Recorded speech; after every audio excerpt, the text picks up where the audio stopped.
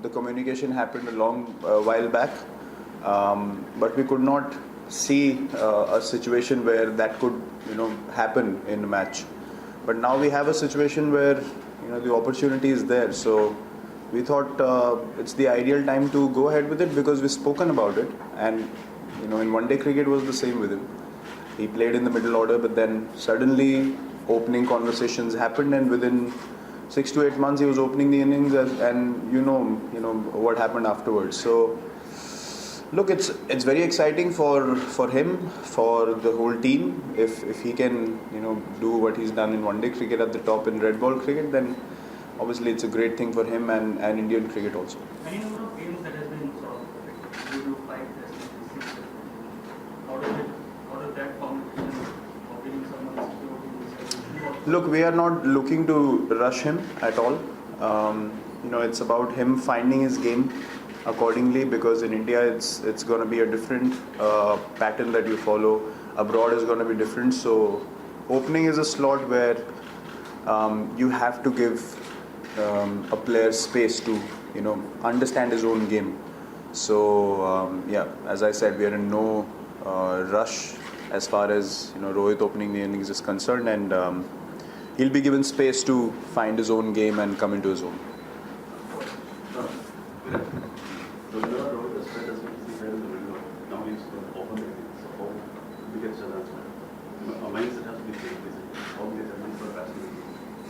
Look, in Test cricket, I think even I started at 6 initially, then came up to 4. I think it's more of a mental change. The moment you convince yourself that yes, I'm good enough to do this, and once you put that thought in your head, then your game follows accordingly. So he's in a good space. Playing at number 6 also requires you to play the new ball every now and then. You walk in.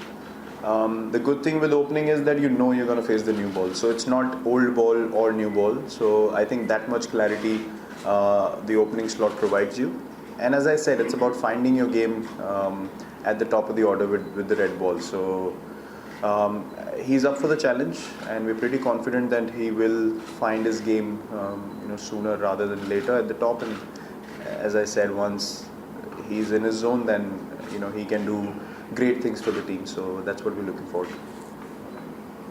You have Prithiman Saha and Rishabh Pant in the team. Have you decided who's going to do these 3 tests?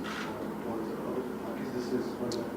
Yes, Saha's fit and fine to go, and he's going to start for us this series. And his keeping credentials are there for everyone to see.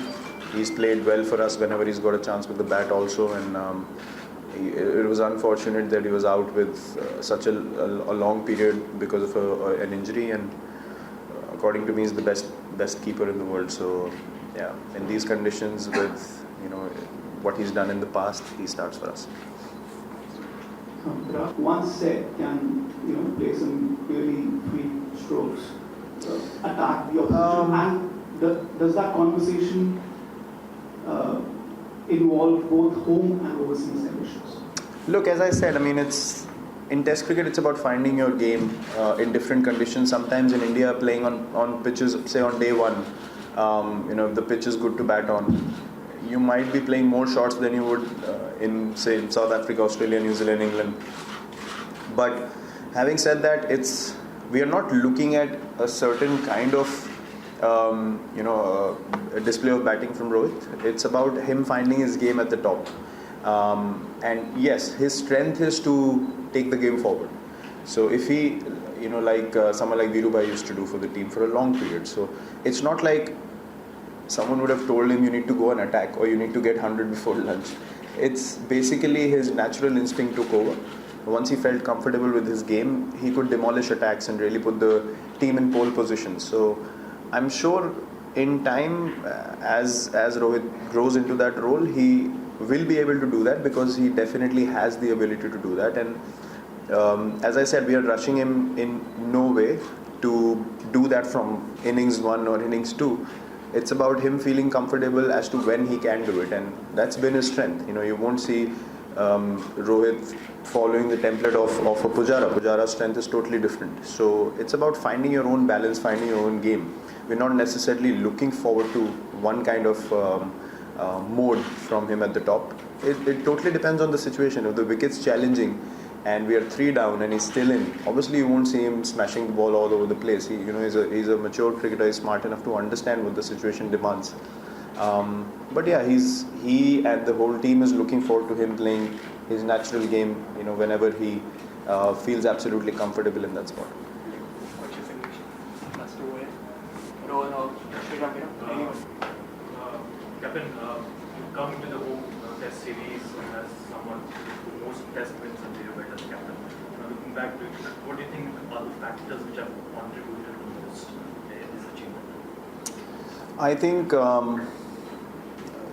think the most amount of credit has to go to the team, because we lay down a vision in 2015 that we're going to be flexible.